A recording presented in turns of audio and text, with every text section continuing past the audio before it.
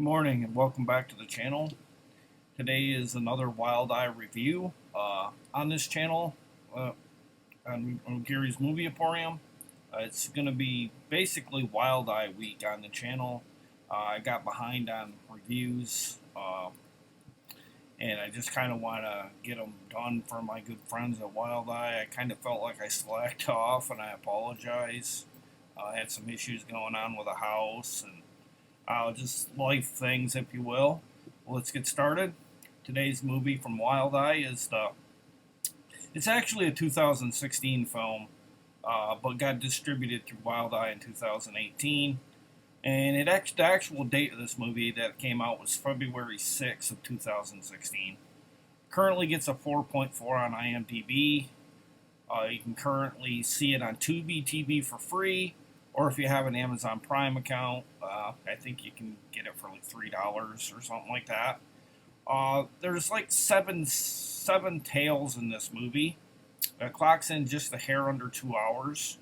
It has segments directed by Todd Sheets, Jeff Chitty, Tony Masiello, Amanda Payton, Johnny Reed, Antoine Steele, Brad Twigg, Luke Alvarez, Blade Braxton, Nicole Dawn Burke, Gary Cooper, all pretty much had a part in the making of this film.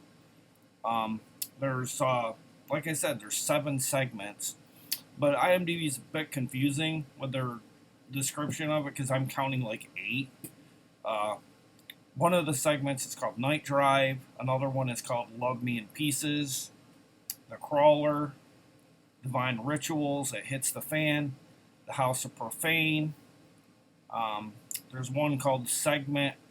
I don't know why it was written, but it said writer, and it has Todd Sheets' name next to it. I don't know if that was omitted from the movie or if they have it listed wrong on IMDb. And then it says something about unnatural attraction. So there's quite a few numbers in this, but there's a bit of a misconception on the back of the DVD cover because it says 4 spine tingling chillers, if you will, and is actually 7 or 8. I'm going with 7 because it's a little bit more plausible than the 4 that it says on the back.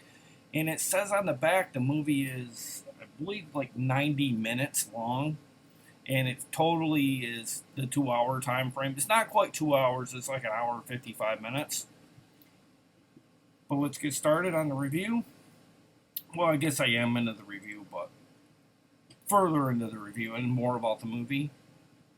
It stars Luke Alvarez, Blade Braxton, and Nicole Dawn Burke, and it has our good friend Dylan Fawn Harvey. She's playing dual roles in this movie. She's playing the character of Enid, and then she plays a zombie prostitute in the segment that's called It Hits the Fan, but I'll talk about that later on. Basically, this movie's plot is legendary underground director Todd Sheets, which works with Dylan, finds her, different projects that he has for her. He did such films as Bonehill Road, Zombie Bloodbath, Goblin. He invites us into a gore-soaked netherworld of nocturnal suffering as he presents, as this says, 7 spine-ripping tales of madness, possession, and despair from the independent horror world. So lie back, switch off the lights, and get ready for some very disturbing dreams. The production company on this movie is Extreme Entertainment, Fuzzy Monkey Films, along with the distributors for Eclipse Video, which they distributed it in 2016. Wild Eye Releasing distributed it through them in 2018. So basically, the movie kicks off. He shows opening credits, and we get a music score that is done to the tone of Marilyn Manson's "Sweet Dreams Are Made of This." You can tell. I was like instantly like, this sounds very familiar. The music. It's very much done in the tone of "Sweet Dreams Are Made of This," the reboot of the Eurythmics song from the 80s. We get an opening scene of a couple of girls who are carving up a jack-o'-lantern. I guess she's a babysitter. I thought at first it was two sisters, and the older sister was sitting home watching her, but it's later revealed that it's a sitter. We hear a report on the radio of an escaped mental patient setting up for the smaller girl wanting to tell, ghost stories to the older sitter because it's Halloween and the little girl's really into Halloween. She's actually quite brave for a little girl. She's actually more brave than the sitter in this movie. But here we go with the first story. The first one's about a house that has a history of being cursed, and all of its inhabitants were all found butchered. The very first family that lived in it. The makeup effects are exceptionally well done of the killer in this one. More or less, a group of kids from the local college go up to this dilapidated house and hold up through the night and await this urban legend, which I think they call them Skullface. But about maybe not quite the middle of the segment, they run into the Skullface killer, and it's said that if he looks upon you, you will become possessed. And that basically is what happens. And the girl gets you don't really see what happens to her, but she becomes not herself, and she's like possessed now. I'm assuming she was looked upon by the Skullface killer, and now she's possessed, and she bites one of the guys in the group, and it kind of turns a little bit kind of zombie-ish in this segment. So already we're getting zombies or zombified type people. Yeah, like I said, she bites him in the neck area, which is like kind of like here, and basically they try to each person in the group tries to basically harm one another, and it pretty much comes down to like that's pretty much like they fight for survival in this house all through the night. At times this segment is very graphic in this movie. I really like the music score for this one as well. Fun little entry to kick off. I think that's what they went for, a little fun entry to kick off this anthology, if you will.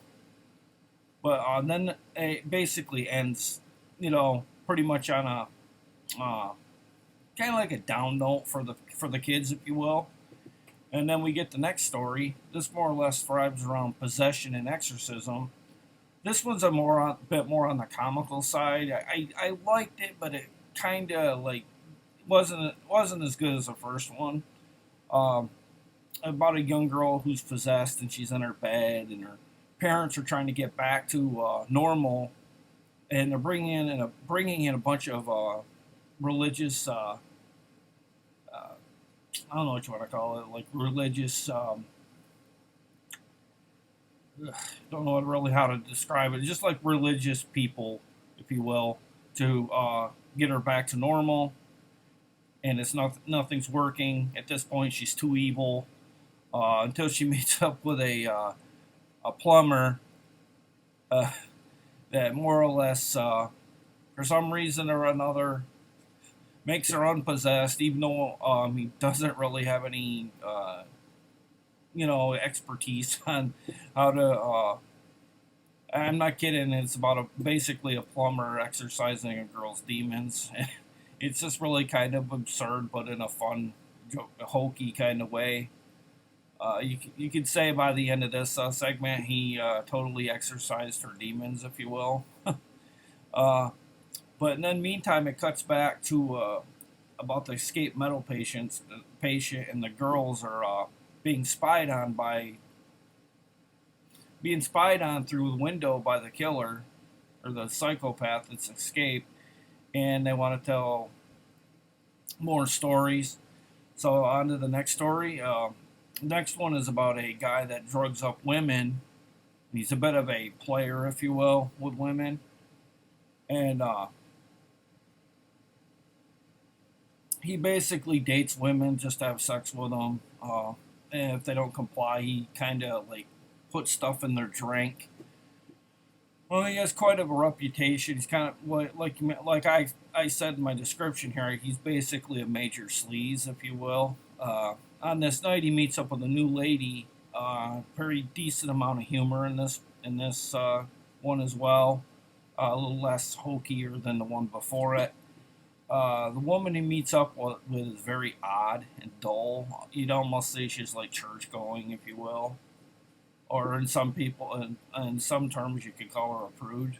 Uh, he feels the need to resort to pill stash with her because he's getting nowhere. Basically, he puts pills into her drink, but when she comes back, he's like acting all funny because he when she wasn't looking, or when he wasn't looking, she had switched wine glasses, and she kind of turned the tables on him for once. Uh, Turns out this girl is basically the one being the player in this segment because she wants the perfect man, I guess, and she gets him. He's unconscious and well, not unconscious yet, but she at one point gets an axe, and apparently she must need the head of the guy for the perfect man. So she gets an axe and goes up to him as he's kind of groggy from the drugs he's put in the drink, and she chops his head off. And then the next scene, we see her in the bedroom, and she's saying, "Oh, now I got my perfect man." And next thing you know, she's got a sewing needle and a needle, and she's sewing his head onto the body. So basically, she's a bit of a, well, not bit, but she's a psycho or a killer, if you will. This one kind of reminded me of the movie Pieces, just told from a different perspective, with it being a woman this time as opposed to a man doing this to have the perfect woman. I think it might have been a nod to Pieces, because I think somewhere the name of the one is called, yeah, Love Me in Pieces. That's basically what that one was called. And that's the way it ends with her. It kind of feels a little bit like a Tales from the Crypt as well. And then we go back to our young ladies that are making basically making the best of the night, kind of making it feel Halloween festive, if you will. And then they want to tell another story, or at least the little girl does. The little girl is like really good at telling them, and it's freaking the babysitter out, if you will. Now we go on to the next segment. This one is very grindhouse, and it takes place in the 70s, or at least that's what it looks like, because it has the grainy elements of it, and almost looks like the film strip's going to break at times. I made a little pun kind of about this one particular. I go, "Welcome Back, Kotter" has nothing on this segment because it has like a man with an afro. It just kind of takes me back to the Welcome Back, Kotter show back in the day. This one is kind of like outside of a worldly realm, because it's basically a mystical enchantment kind of episode. This couple go into a public restroom, and there's this like time portal in there, and they go through it. There's a decent amount of dirty humor in this one as well. Oh no, wait, no, that was the one before. Okay, never mind. I was looking at my wrong thing here. No, that was the one before. The one with the Love Me in Pieces had a lot of dirty humor in it too. I forgot to mention that. Basically, they go into the restroom, and it has a time portal that can take you to a different era or whatever. Kind of like out of like the movie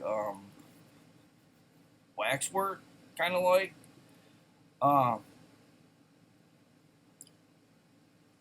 They go into the restroom, and then they teleport, and then there's this zombie horde that they go through, and our good friend Dylan Von Harvey is one of the zombies in this one.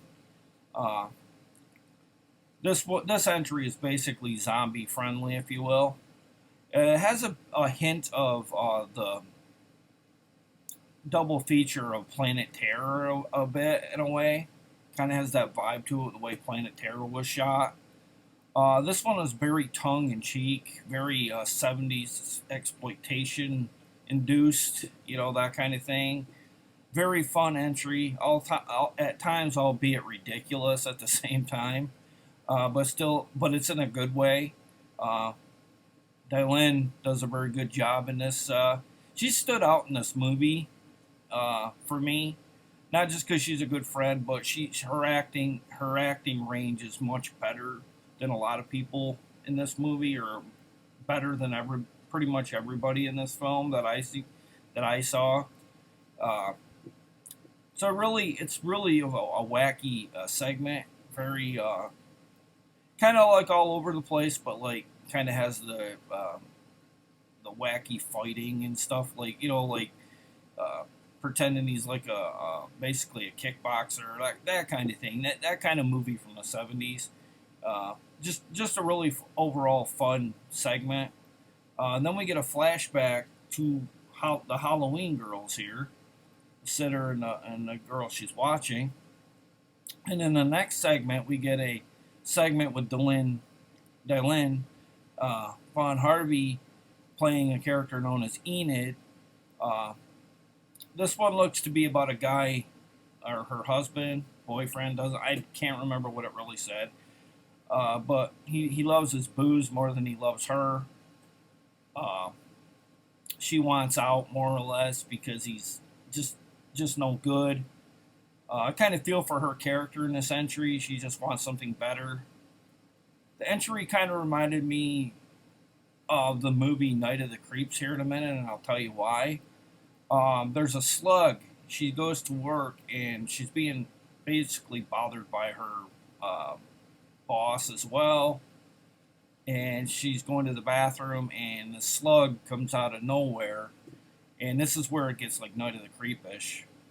Uh, Basically, she uses the eatery's bathroom where she works.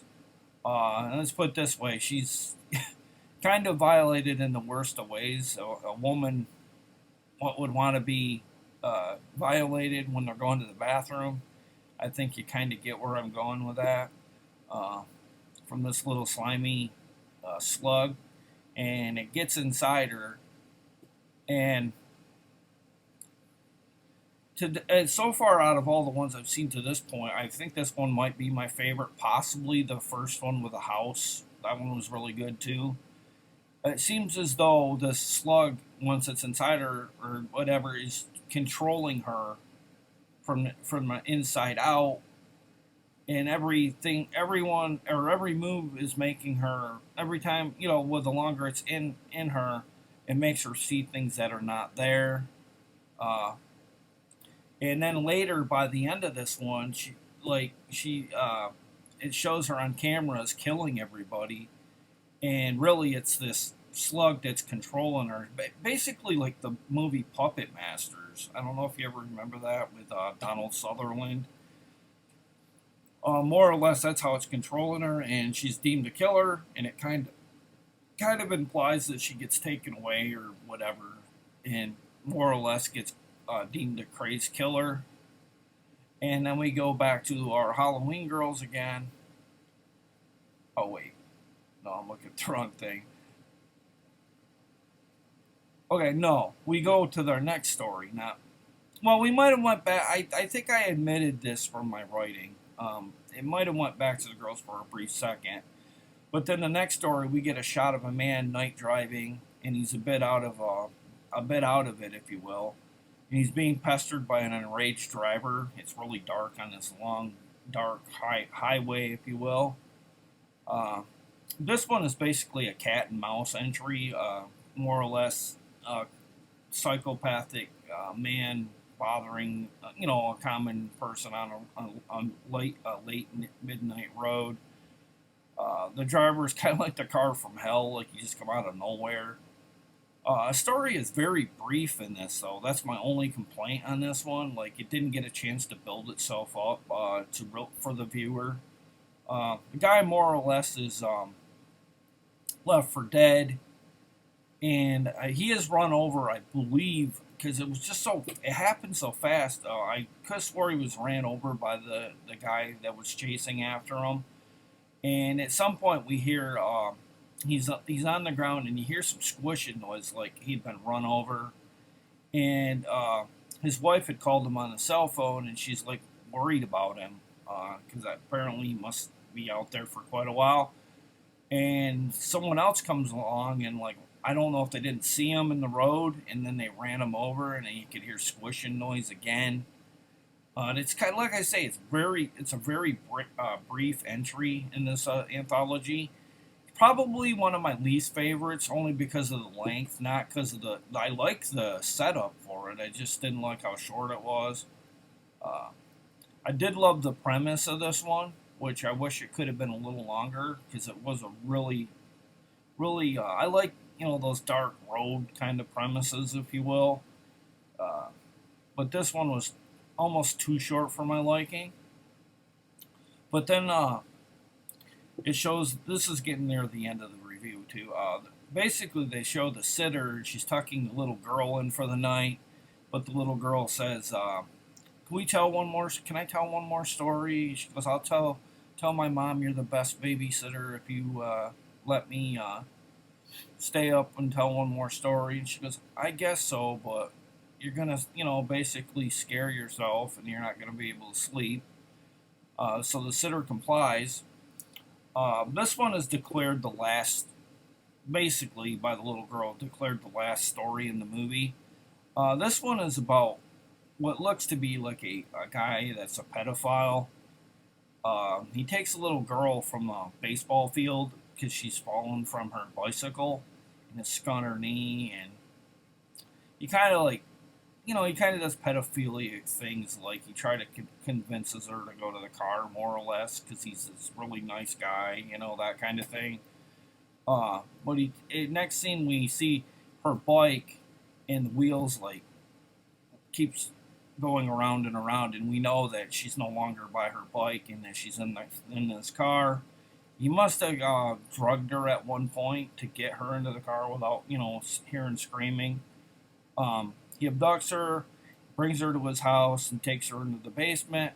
And we see that he's got two other girls tied up as well. These girls are much older, so this guy's not just a pedophile, but he doesn't really have like a targeted set of girls that he goes after. He's just like kind of like girls in general.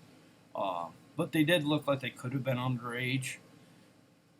He comes off really majorly odd, and out of nowhere, this short blonde-haired lady that happened to be running in the park comes to his house and asks if this is, I don't know if it was his jacket or something that belonged to him. And he's like, no, no. He goes, come on in. He goes, yeah, that's my jacket or something. And she comes in, and they get talking, and he fixes her a lemonade, and more or less they get talking, and he's starting to like get fidgety. He wants to basically get rid of her as well, because I think it's just in his nature. He just doesn't feel right around women and girls and that thing. Like he feels crazed about wanting to attack them or whatever. But then he at some point I don't know if he still has the knife after he made the lemonade, but he goes to stab her, and she's not there. And all of a sudden he looks around. He's like, what's going on? And out of nowhere she comes flying down onto him and starts to bite him. And she's a vampire. So they totally swerved me with this one, which was really cool. Turns out the little girl he took too. I don't know if they were implying that it was the mother. The girl was the lady was the mother of the little girl he took. But appears the little girl prefers blood over PB&J. So she's a vampire girl herself. And our resident weird guy here, who's a predator, basically ends up the prey for the vampires. And the little girl that's telling the story lets us know that she goes, well, I don't know if it's really true. it could be true, but I don't know about the vampires. That might be made up, or at least the vampires are true.